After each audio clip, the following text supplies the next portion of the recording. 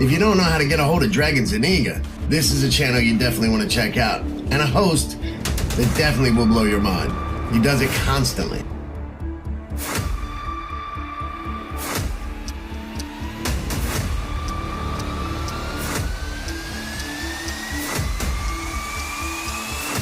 Y'all ready? Hope y'all ready for this one, because it's a good one. Boogeyman, Lost Files 9. Enjoy. Peace.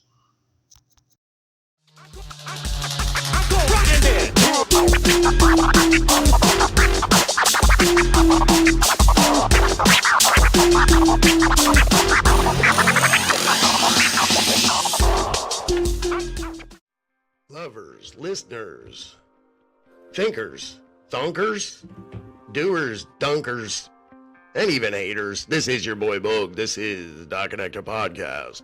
And this, my friends, is the dome. And it's beautiful. First things first, we are looking at the sun sim. Actually, we're concentrating on lensing systems today. And the first thing we see is the lens that's in front of the sun simulator. The one that controls everything you see. Notice the digital pattern that we can see very clearly and very easily. I don't even think you would need a dome to see that. I mean, just look at the patterns on that thing. There's nothing natural about that right there. Now, tell me that that's ice crystals, and I will put my foot so far up your ice crystal ass. There's nothing ice crystal about that. Ice crystals don't come looking like digital repeating patterns of squares and plaid. Sorry. Now, we are dealing with a whole bunch of lies in the skies today, but all of them seem to be the same. All of them are controlled by the lensing system. Now, the lensing system, very advanced, and it just keeps getting better. Now, right away, this puppy just turned its nose up at us and let us look at its underside. This is unbelievable. Now, this is the reason why sometimes when you take a photo of the sun simulator, it comes out square, or even like a hexagon, or even, you know what I'm saying. Now, we're gonna see these little sperm-looking things behind this main lens. Now, if you've ever recorded the sun, you've seen these little guys coming out of the back of the sun. Well, they're real. Now, it's a toss-up, as they are UFOs or alive. I have no idea. Now, this is what's so beautiful about the dome, is the angles at which you can catch the sun simulator, the moon simulator, and all that. Now, look at the track system it's on. Very simply, this is the way. It's not the sun simulator that goes around the sky. What does is the track system and the lensing system. Now, what I was circling there were guys. There's people all over the track system, on the front and the back of the sun simulator. I'm not sure if you can see it, but that's what I was circling. Now, this thing is just, oh man, we caught it with its pants down. Now, this is probably the main jefe right here coming up from the rear.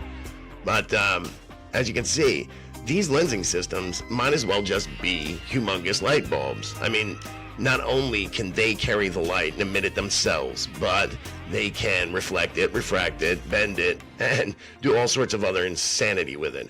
Now, here you can actually see the pattern of the CMEs, the solar flares, the flames coming off of the sun. This is why you need special filters on your telescope in order to see these sorts of things. You can only see these CMEs, solar flares, and the flames that get emitted from the sun if you use something called an H-alpha filter. That means hydrogen alpha, and it's really expensive. It starts at $500, something crazy like that. Now, notice as I'm moving this thing, and we're looking through the actual lens itself, you can actually see the patterns that would be on the surface of the sun, moving, swaying, waving. Now here we're seeing those little UFOs or sperms or whatever you want to call them. This is what most of the lensing system is hiding. It's hiding these little guys. These are the guys that are helping with all the holography. Not only holography, but light disbursement, as well as the whole weathering system. These guys are, they're very busy. They're busy all the time. Now, we are going to take a look a little later at the layout of the sun simulator, the way it's actually laid out, but I'll just lay it out for you now. It is a light source. It is a rack of mirrors called the mirror relay system. It is the lensing system, better known as the lens array system. And that's pretty much it. We are going to look at just a few setups on the mirrors, a few setups on the lenses, the track system, and then that really is all of it. Now, the light source never actually moves. It stays in one place the entire time. This is why they're able to use the same light source for the sun and or the moon, as well as the stars and all the planets. Now, you know what? I didn't think it was going to come up that quick, but here, this is one of the most in-depth lenses here. This is called the quantum stealth lens. The reason being is because it's typically used in order to hide and stealth objects. Well, here it seems that it's not only stealthing, but it's also being used in order to put different textures, different objects on the surface of the sun. Now, the reason why I say that is because obviously we would be looking through these lenses before we actually see the surface of the sun itself. Now, we're never going to actually see the surface of the sun. What we are seeing is holography or fractal grading through these lenses.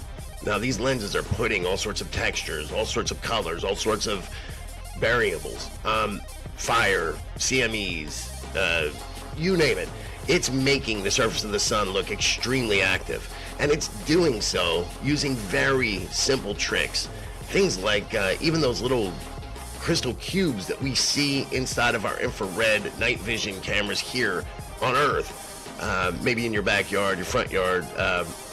Those little beads or those little squares are being used on the sun simulator. They do so in order to disperse the light, the UV light. It makes it to look like there's a lot of rays coming off the sun, very large rays. Something simple like that is still being used. No matter how high-tech, no matter how old this thing is, it's still using very humble beginning type tricks.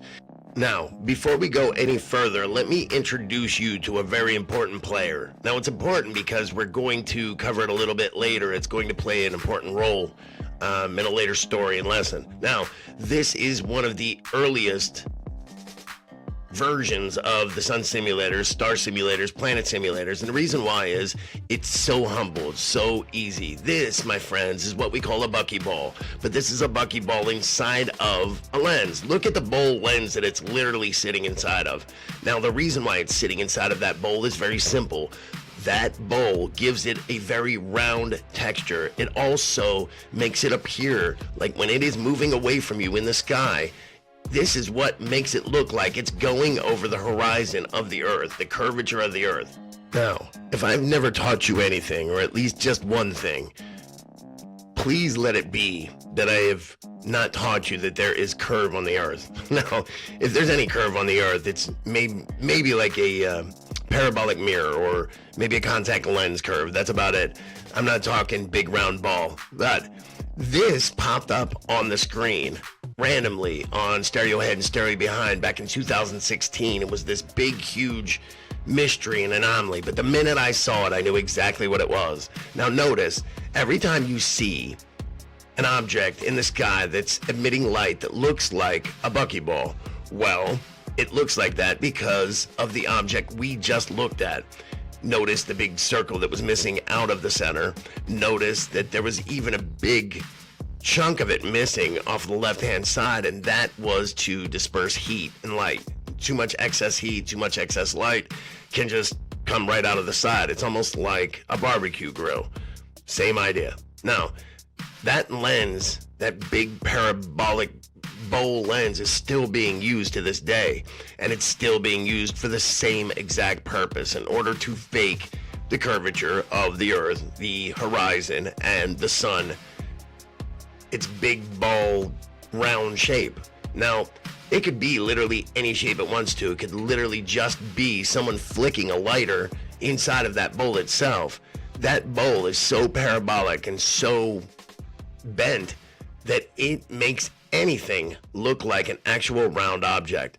These people that have created this entire system have done so with great success. Honestly, I think they did a wonderful job, to be perfectly honest. Now, I'm not patting them on the back, but I mean, I guess I'm patting them a little bit on the back. They did a fucking good job. Honestly, if you don't have a telescope in this day and age, you don't stand a chance of figuring this entire construct out. No way. Now, you can learn a lot from sky surveys. You can learn a lot from photography, big lenses, things like that. But you are going to end up spending a shit ton of money trying to get the right lenses, trying to get the right rig in order to beat the construct, to obfuscate the obfuscating system. And once you do so, I think you would definitely pay 3 times the amount you would if you went the telescope route. That's the reason why I'm saying it. But what we are looking at here, and what we've been looking at here for a few minutes now, is space lenses, baby, in all sorts of sizes, shapes, and colors, and in every variable. These are some amazing pictures that I have collected throughout the years of space lenses and them doing what they do, and that is obfuscate and or disperse light from the sun, from the moon, from the stars of the planets, doing what they do best, and that is obfuscating or concentrating, you know. Absolutely unbelievable stuff, but there you have it. Now, not too long ago, I picked up a new telescope camera that is strictly just for my telescope, and as you can see, it's got a wider range, much deeper. It reaches into the blacks very, very far, and it has a giant ISO level on it. It can go up over 400,000. Now, that doesn't mean a lot to anyone who's not into photography, but anyone that is probably impressed right now. Anyway, now, before we do anything else, I just want to take a look at the moon. I want to explain something to you that the moon and the sun both have a giant lens in front of them. Of course, the powers that be in mainstream science says that that is nothing but a collection of ice crystals. My ass. Anyway, as you can see here, the moon is against the back wall.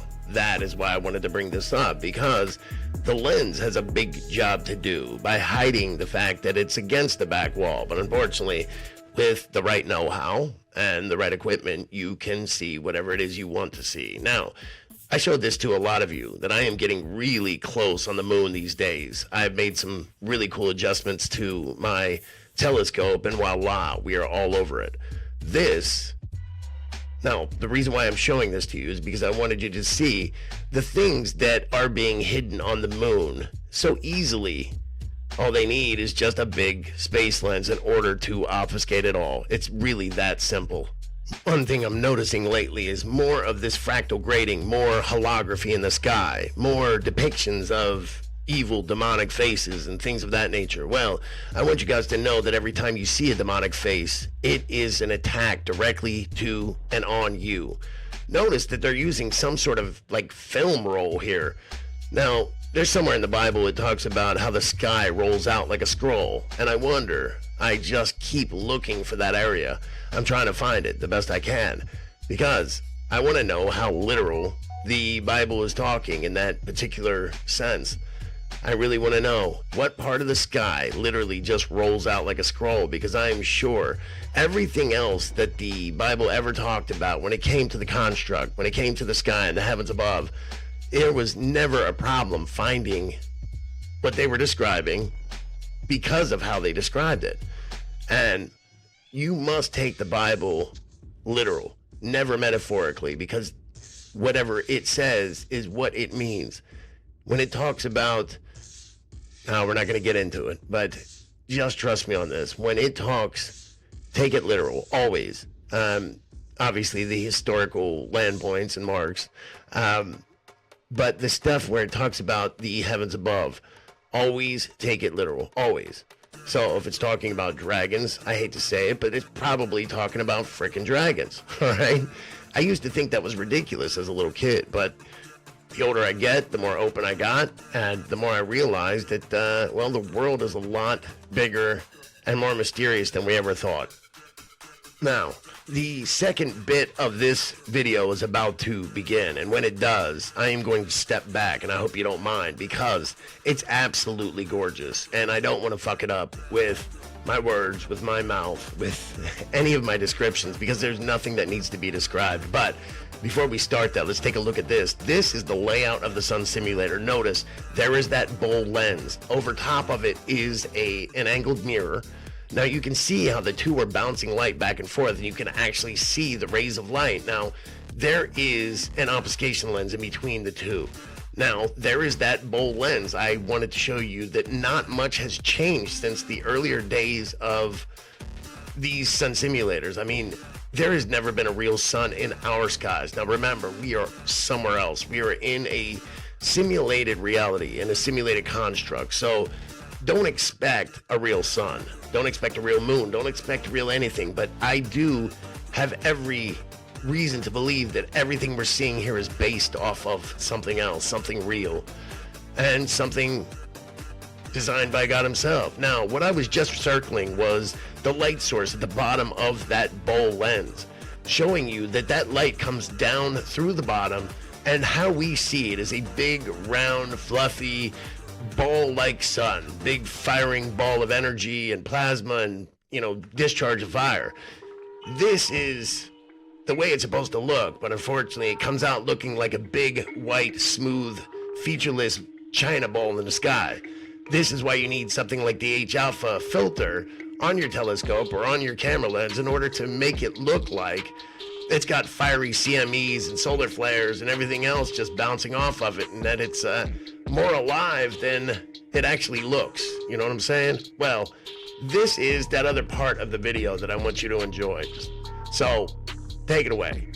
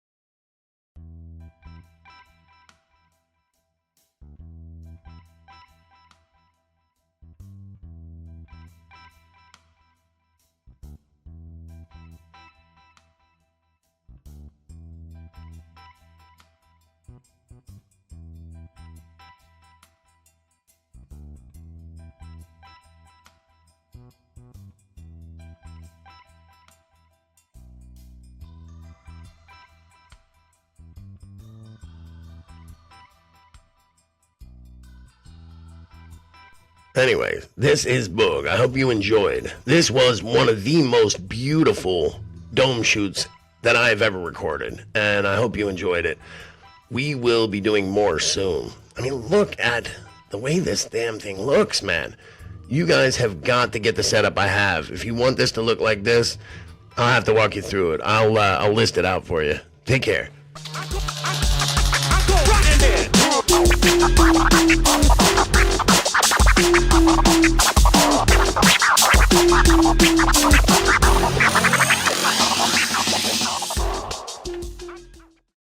Please like, share, and subscribe. Until next video.